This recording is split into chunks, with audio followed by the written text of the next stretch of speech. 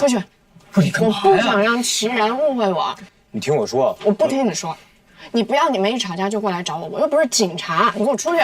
不是我们俩的事儿，我爷爷的事儿。爷爷？啊，你爷爷怎么了？我爷爷又被骗了。什么情况啊？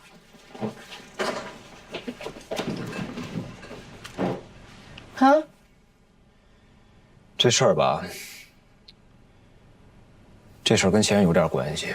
确切的说，这事儿应该是跟齐然他们家有点关系。他们家那么有钱，骗你爷爷？他们家主业是做保健品和养生品的。我给你看个东西。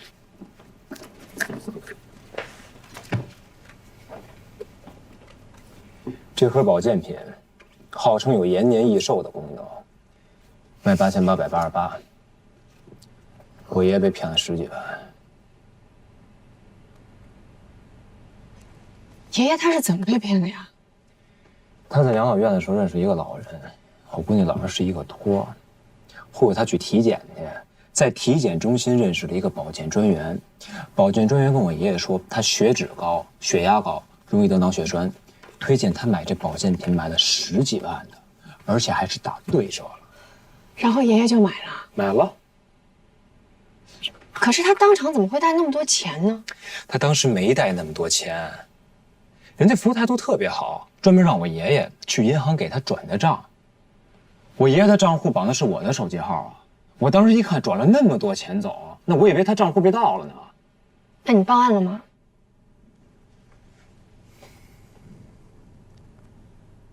我觉得受害的不是我爷爷一个人，这也不是我爷爷一个人的事儿。我认为他们骗了很多人。齐然怎么说？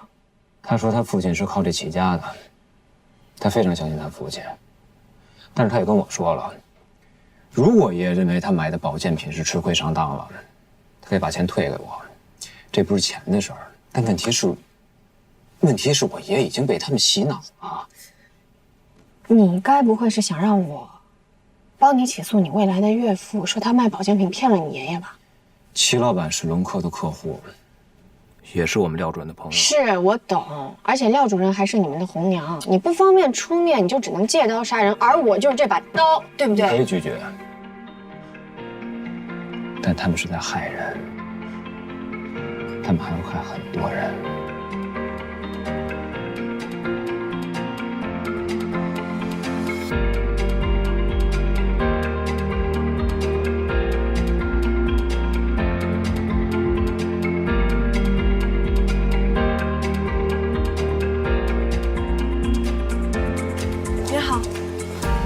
您好，我是麦先生的议定监护人，他在你们公司购买了大量的保健品，我今天过来是想要了解一下这些保健品的具体情况。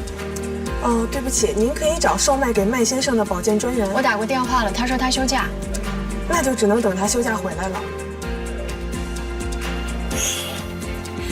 你们这儿呢是一个公司，不能说客户遇到任何的问题就把责任推到一个推销员的身上吧？这个我们也……黛西，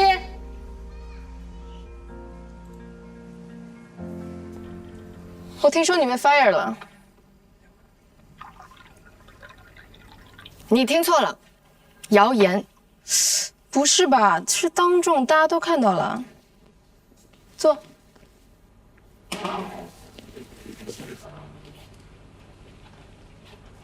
我们律所的事儿你是怎么知道的？因为我有预感，你我早晚会以一种非常戏剧性的方式见面。咱们言归正传。哎，你确定你不是公报私仇？我和你们之间不存在任何的私仇，你我有利益冲突呀。你的前男友在和你分手之后和我在一起了，那跟你们欺诈老年人也没有任何关系。我们没有欺诈老年人，我们是一家保健品公司，我们保证老年人的健康。有数据表明，使用我们产品的老人平均寿命都超过普通老人。你们家的数据是假的，是做出来的。黛西，你生我的气我能理解。我今天过来是来了解你们家的保健品。对不起，你不是我们的客户，我们不为60岁以下的人提供服务。你还太年轻了，我这次过来，就是为了60岁以上的人维权的。工作特别忙，然后照顾不上父亲。好，这后来呢，也不知道认识个什么人啊，带他去什么将军养生基地免费旅游，他就去了。这一去啊，就入了坑了。对，天天的免费讲座呀，各种养生讲座。其实啊，那就是个洗脑。对，是。然后啊，就有什么啊，保健专员进行1对1的服务，是吧？其实就是套取你的经济实力，然后再根据你的经济实力给你定做什么养生套餐。哎，我父亲还行啊，我也就是个普通白领，有个老太太，儿子很有钱，结果就给定了个几十万的那套餐呢。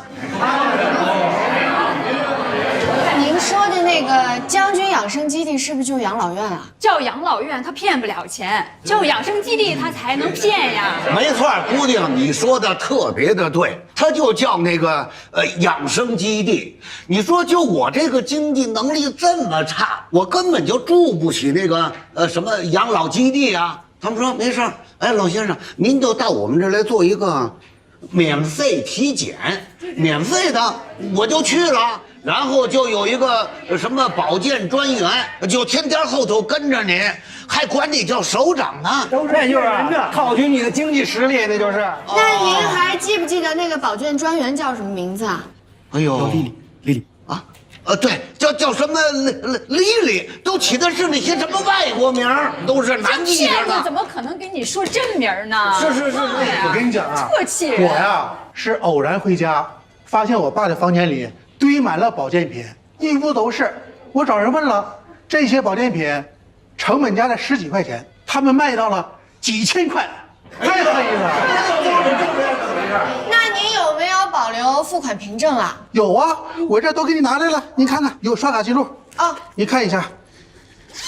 如果您手上有任何的证据，包括这种购买凭证的话，都可以给我，好吗？哦，真的吗？那您给我好不好？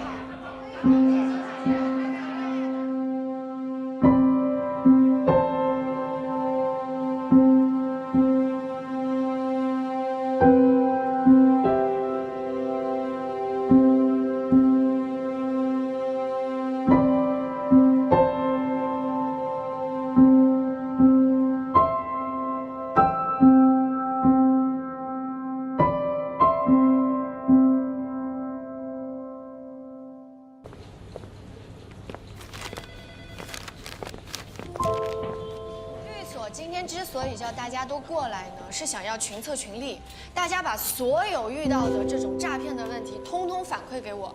这样的话呢，我们可以统一去上报。他们不是咱们客户，是来投诉保健品的。黛西负责接待一下。保健品的话，我建议大家我不管了，在吃之前以后就是你负责了。或者说是购买。那句话是怎么说的？长江后浪推前浪。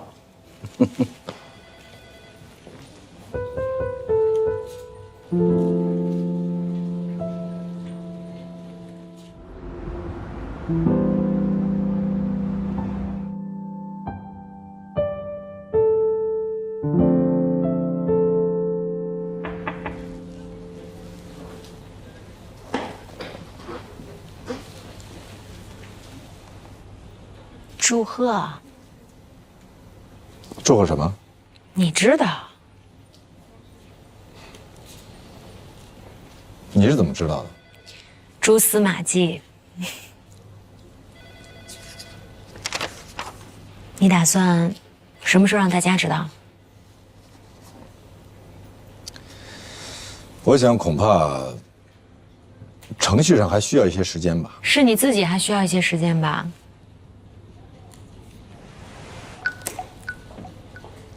喂，你看了吗？我让丽娜给你了。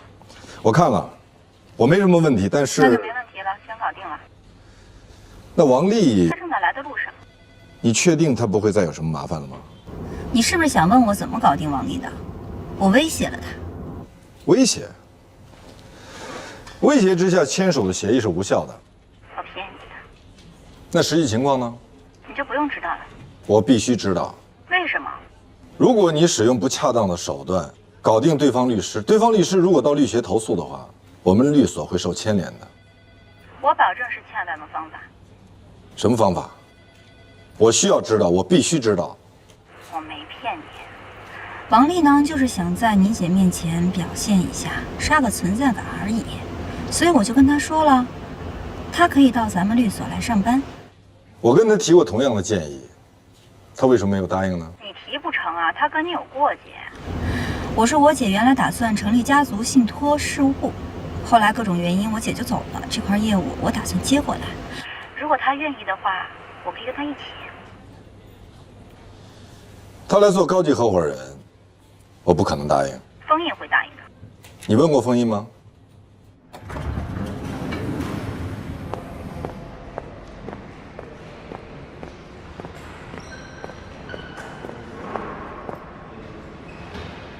有时间吗？你说现在？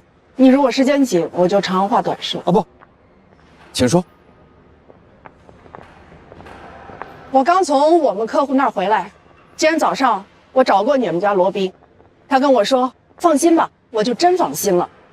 回头我们客户就给我来电话说网上炸锅了。你们家罗宾这样做特别不好，他如果要告我们家客户没问题，告诉我，我也告过你们家客户的，咱们常来常往，这就是咱们的职业，对吧？你说的是上次那次事儿吗？我指的是玲珑美食。不是玲珑美食，你们两家不是达成和解了吗？不是玲珑美食。说，我的意思不是说不让他告，他可以告，完全可以告，没有问题。但他不能信誓旦旦对我说，我不会针对你，不会针对你的客户，绝对不会告你们家客户。转眼就把这件事情给我捅到网上去了。罗宾可不是这种人。那你的意思是，我撒谎？你别误会，我不是这个意思。啊，我可以去问问他。罗宾是针对的你哪个客户啊？我给你打个电话。7家集团旗下的7家长寿俱乐部。要我提醒你吗？要不去。齐海东。去。我知道，这是你们很重要的一个客户。当年就是为了这个公司负气出走了，是吧？我是出走。但不是负气。啊，对不起，我给罗宾打电话。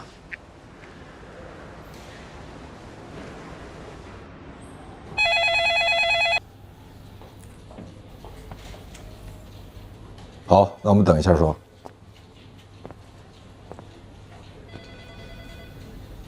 喂，老大，你什么指示？哎，罗宾，佳敏他们公司那个案子是怎么回事？你大概给我介绍一下。啊。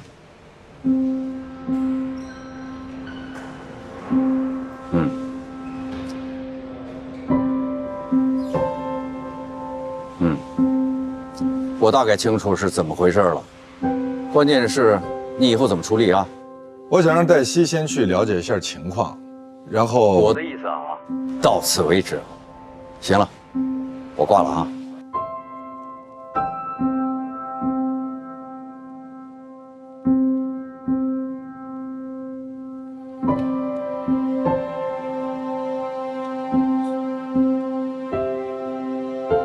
我不是因为齐家是我的客户就不让他告。哦，我知道。我也告过你们。我知道，我知道你不是针对我们。不是针对你。所以，如果你们想利用这次机会好好报复我一下，我完全能够理解。你刚才也听到了，我给罗宾打电话了，在电话里说这件事儿到此为止。我了解你，当着我的面儿，你给罗宾打电话说到此为止，我转身一走，你再给他个电话说该怎么办就怎么办。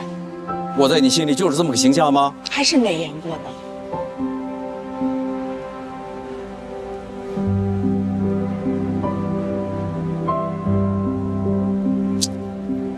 夏眠，我承认，我是个工作狂，是名利狂。我们说个中性的说法，我们那时候都年轻，除了工作就是工作，事业心都太强了。所以，我们才会有今天啊！你我才会拥有自己的律师事务所。我不是这个意思，我想说的是，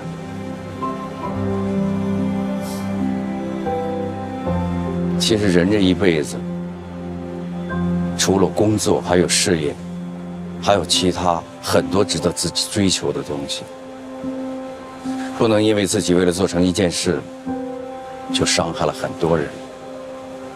其实没有这个必要。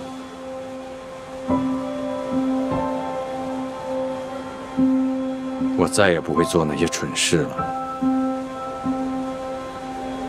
好，这事我知道了。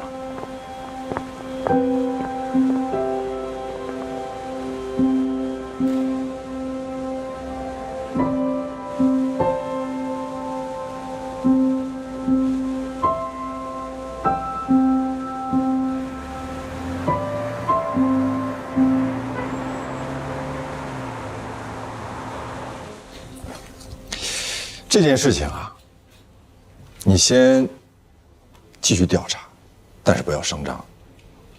即便是把事情弄清楚之后，也不要告诉别人，不要告诉任何人。行，那如果有人问起来，我就说我还在了解情况。对，你就往我身上推，就说我还没同意，不知道最终会怎么样。可是刚才有好多老人还有家属，他们加了我的微信，留了我的电话。那如果他们问起来，一样，你就跟他们说，我还要向领导汇报，等待领导的批复。好，我知道了。还有事儿吗？其实有一件事儿，我一直想要跟您探讨一下。那为什么一直没说呢？因为涉及到您的家人。我解释。其实一开始我还是挺同情罗七姐的。那什么时候不同情了呢？也不是说不同情吧，只是我觉得，她不应该动不动就不让季瑜见小安吧。现在的情况是，小安的后妈在告她的亲妈，两边的关系非常紧张。请问，如果是你的话，你会怎么做呢？如果是我，我不管怎么做，我都不会不让她见孩子，因为孩子是无辜的。黛西，你记住，每逢当你想评论或者批评别人的时候，你一定要知道，这个世界上不是人人都和你一样幸运。了不起的盖茨比，我看过这本书。那你怎么还会有随意评论别人的习惯呢？兰兰，请你去一趟大会议室。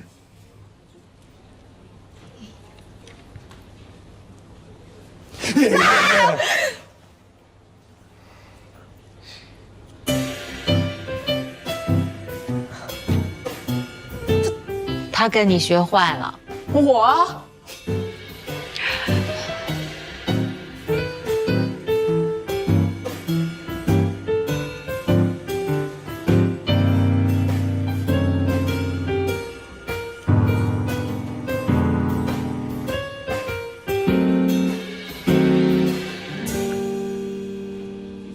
差不多了，就可以签了吧？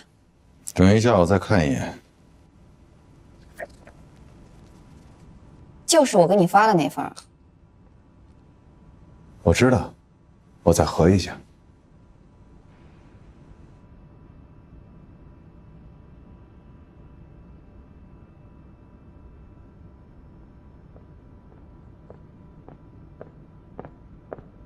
为什么不等我？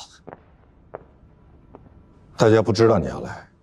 你既不是当事人，又不是当事人的律师，为什么要等你呢？他也不是当事人，他也不是当事人律师，他为什么在这儿？何才老师，本来蓉蓉的合同应该给你看的，但是我们突然遇到了你父亲离世。在我的家庭教育中，生死都是小事儿，只有工作才是唯一的天大的事儿。